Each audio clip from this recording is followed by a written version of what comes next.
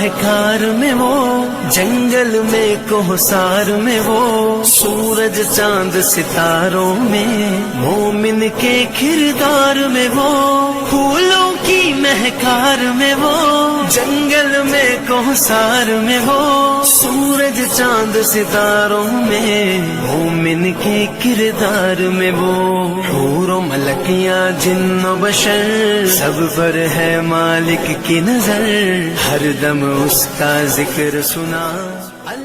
پھولوں کی مہکار میں وہ، جنگل میں کوہسار میں وہ،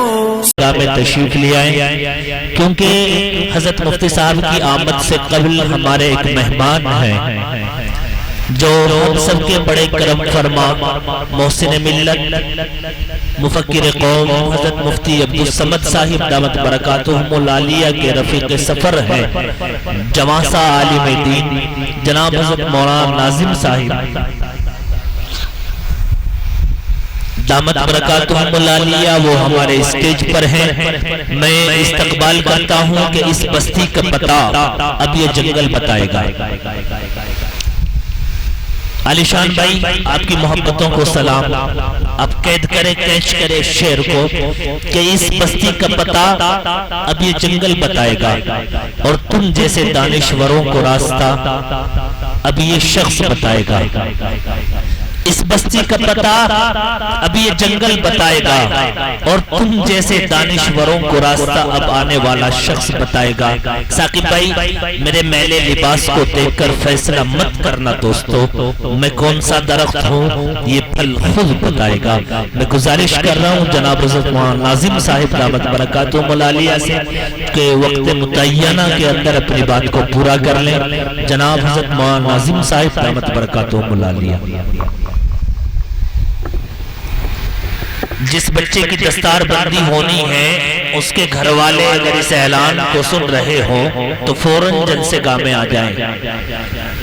جن بچیوں کی، جن لڑکیوں کی دستار بندی ہونی ہے ان کے گھر والے بھی اگر اس اعلان کو سن رہے ہوں تو فوراً جلسے گاہ میں آ جائیں۔ تھوڑی دیر کے بعد انشاءاللہ دستار بندی ہونے والی ہے، اور جن بچیوں کا مکالمہ ابھی باقی ہے وہ ہونا ہے، ہے نا؟ ہاں انشاءاللہ۔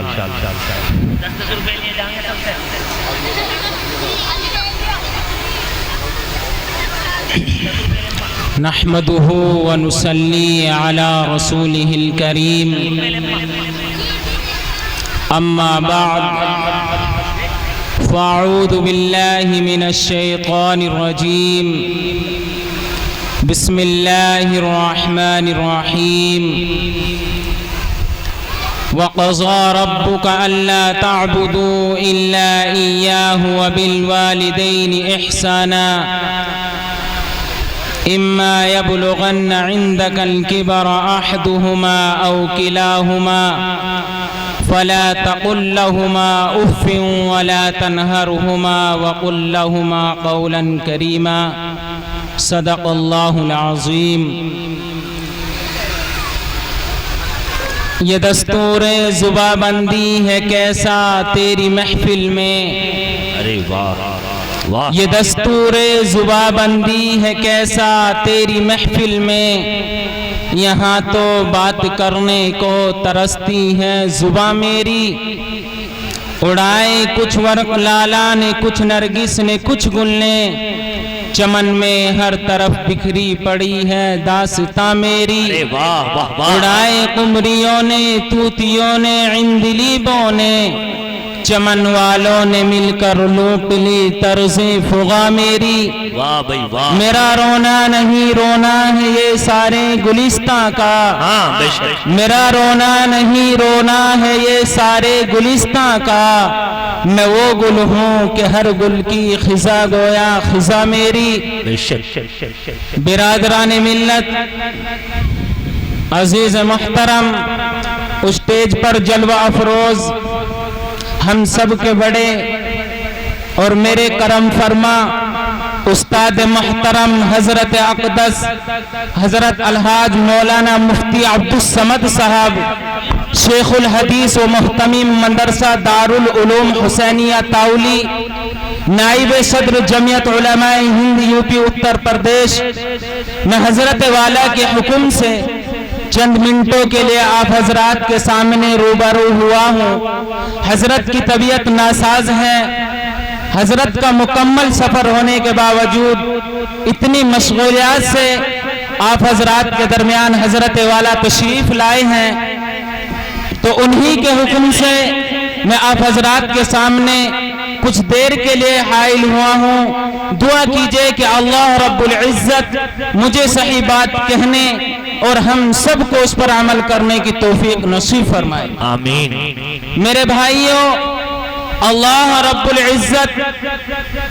अपने मुक़द्दस कलाम के अंदर इरशाद फरमाता है कि ऐ इंसानों, मेरी इबादत करो और मेरे साथ किसी को शरीक न ठहराओ और अपने माँ बाप के साथ हुस्न सुलूक करो। अल्लाह रब्बुल इज्जत ने जहां अपने अहकाम बतलाए, वहीं अल्लाह रब्बुल इज्जत ने माँ बाप के साथ हुस्न सुलूक करने का हुक्म दिया। अपने हुकूक के बाद अल्लाह रब्बुल इज्जत ने वालिदैन के हुकूक को बतलाया कि अपने माँ बाप के साथ अच्छा सलूक करो। एक शख्स ने आप अलैहिस्सलातु वस्सलाम की खिदमत में आकर अर्ज किया, या रसूल अल्लाह, मा हक़्क़ुल वालिदैन, वालिदैन का क्या हक है? ऐ अल्लाह के नबी, आप मुझे वालिदैन के हुकूक समझा दीजिए, आप मुझे वालिदैन के हुकूक बतला दीजिए कि माँ बाप के क्या हक हैं। आप अलैहिस्सलातु वस्सलाम ने इरशाद फरमाया, हुमा जन्नतुका व नारुका, कि वही तुम्हारी जन्नत है और वही तुम्हारी दोज़ख है। मतलब ये कि अगर तुम माँ बाप के साथ अच्छा सलूक करोगे तो जन्नत के हकदार बन जाओगे, और अगर माँ बाप के साथ बुरा सलूक करोगे तो जहन्नम में चले जाओगे। मेरे भाइयों, आप अलैहिस्सलातु वस्सलाम ने उस इंसान की तसल्ली फरमाई कि ऐ इंसान, अगर तूने अपने माँ बाप के साथ अच्छा सलूक किया, माँ बाप ने जैसे बचपन में तुझे पाला, तूने उनके एहसानों का बदला उनकी खिदमत करके दे दिया, तो अल्लाह रब्बुल इज्जत तुझको जन्नत का हकदार बना देंगे। और ऐ इंसान, अगर तूने अपने माँ बाप के साथ अच्छा सलूक नहीं किया, वो बुढ़ापे को पहुंच गए, उनको गालियां देता है, उनकी खिदमत नहीं करता, उनको बुरा भला कहता है और उनकी उम्र का लिहाज नहीं करता, तो ऐ सुन ले, तू जहन्नमी है, तू जहन्नमी है, जहन्नम का हकदार बन जाएगा। मेरे भाइयों, अल्लाह रब्बुल इज्जत ने अपने हुकूक के साथ वालिदैन के हुकूक का जिक्र फरमाया। ऐ लोगों, माँ बाप का हुक्म मानो, मेरी इबादत करो और अपने माँ बाप के साथ अच्छा सलूक करो। जन्नत तुम्हारे माँ के कदमों के नीचे है और जन्नत तुम्हारे घर में है। मेरे भाइयों, अगर हम अपने माँ बाप के साथ बुरा सलूक करेंगे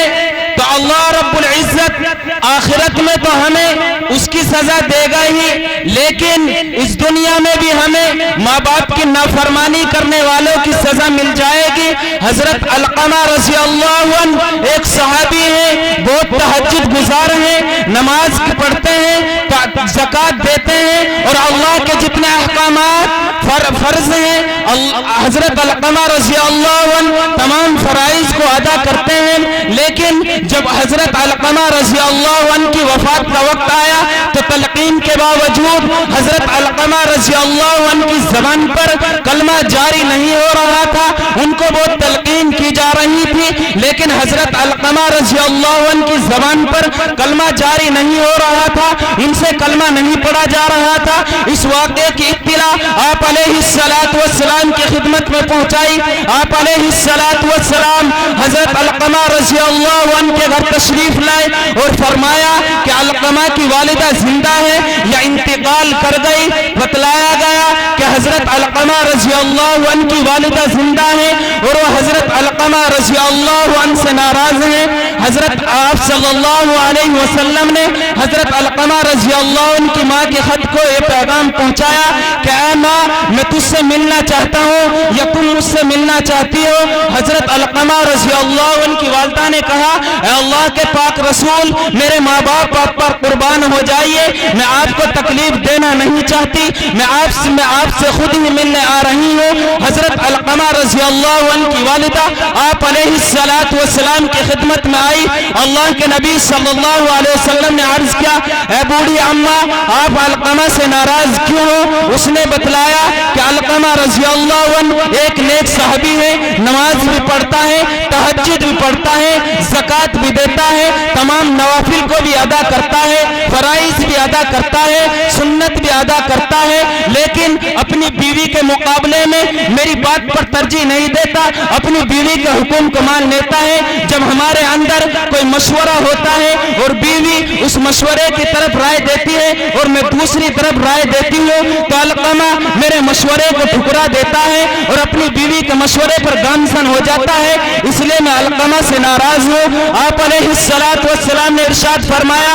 اے بوڑھی اماں آپ جانتی ہو کہ اس وقت علقمہ کا کیا حال ہے، وہ مرنے کے قریب ہے اور ان کی زبان پر کلمہ جاری نہیں ہو رہا ہے، اس لیے آپ علقمہ کو معاف کر دے۔ اگر آپ نے معاف نہ کیا تو اللہ بھی اس سے ناراض ہے، کیونکہ اللہ رب العزت فرماتا ہے کہ اگر ماں باپ خوش ہیں تو میں اس سے خوش ہوں، اگر ماں باپ ناراض ہیں تو میں اس سے ناراض ہوں۔ حضرت علقمہ رضی اللہ عنہ کی والدہ کہنے لگی اے اللہ کے پاک رسول میں علقمہ سے اتنی ناراض ہوں کہ میں علقمہ کو معاف نہیں کروں گی۔ آپ علیہ السلام نے حضرت بلال حبشی رضی اللہ عنہ کو حکم دے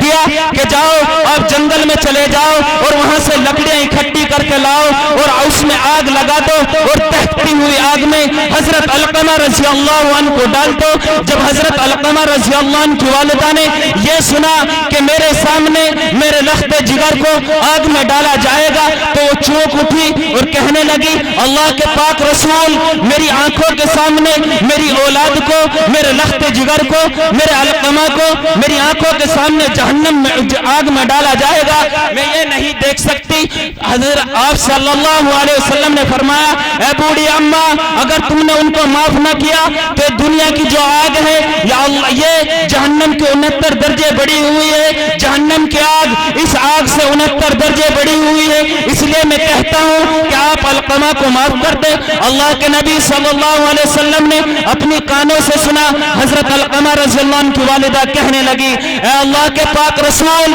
میں نے علقمہ کو معاف کر دیا، اس کی خطائیوں کو معاف کر دیا۔ اللہ کے پاک رسول صلی اللہ علیہ وسلم نے صحابہ کو حکم دیا کہ جاؤ دیکھو علقمہ کی زبان پر کلمہ جاری ہوا ہے یا نہیں۔ صحابہ نے آ کر فرمایا کہ اللہ کے پاک رسول صحابہ حضرت علقمہ رضی اللہ عنہ کی زبان پر کلمہ جاری ہو گیا اور کلمہ پڑھتے پڑھتے وہ دنیا سے رخصت۔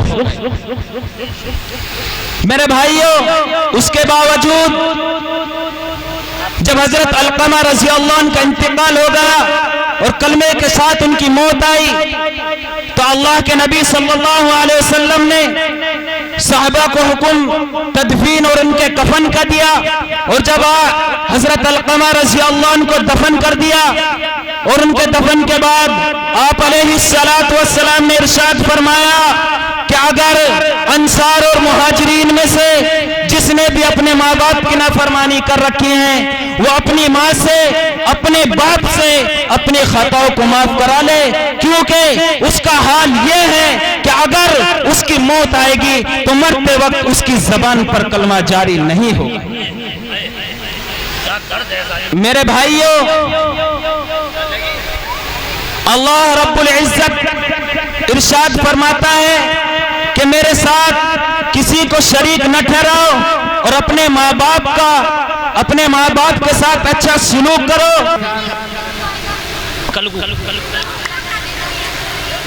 وقت بہت کم ہے، میں ایک واقعہ بتا کر اپنی بات کو ختم کرنے کی کوشش کر رہا ہوں۔ حضرت موسیٰ علی نبینا علیہ السلام ایک مرتبہ ایک پہاڑی پر پہنچے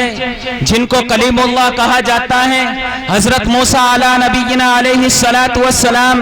جب پہاڑی کے اوپر پہنچ گئے تو ان کو نیچے اترنے کا کوئی راستہ نہ ملا۔ حضرت موسیٰ علیہ السلام پریشان ہو گئے کہ نیچے اترنے کا کوئی راستہ نہیں ہے، میں نیچے کیسے جاؤں؟ حضرت موسیٰ علیہ السلام اونچی پہاڑی پر کھڑے ہیں، اللہ رب العزت سے دعا کی، اے مولا میری کوئی خدمت کرنے والا بھیج دیجئے جو مجھے اس پہاڑی سے نیچے اتار سکے، مجھے کوئی راستہ بچا سکے، میں پریشان ہوں۔ اللہ رب العزت کی طرف سے آواز آئی، اے موسیٰ فلاں جگہ چلے جاؤ اور وہاں میرا ایک نیک بندہ رہتا ہے اور اس سے جا کر راستہ بوجھو، اس سے جا کے راستے کے بارے میں معلوم کرو، اس سے جا کر راستہ دریافت کرو۔ حضرت موسیٰ علیہ السلام اس انسان کے پاس پہنچے اور جا کر کہنے لگے، اے اللہ کے ولی مجھے راستہ بتلا دیجئے، میں پہاڑ پر چڑھا ہوا ہوں اور پریشان ہوں، مجھے کوئی راستہ بتلانے والا نہیں ہے۔ حضرت موسیٰ علیہ نبینا علیہ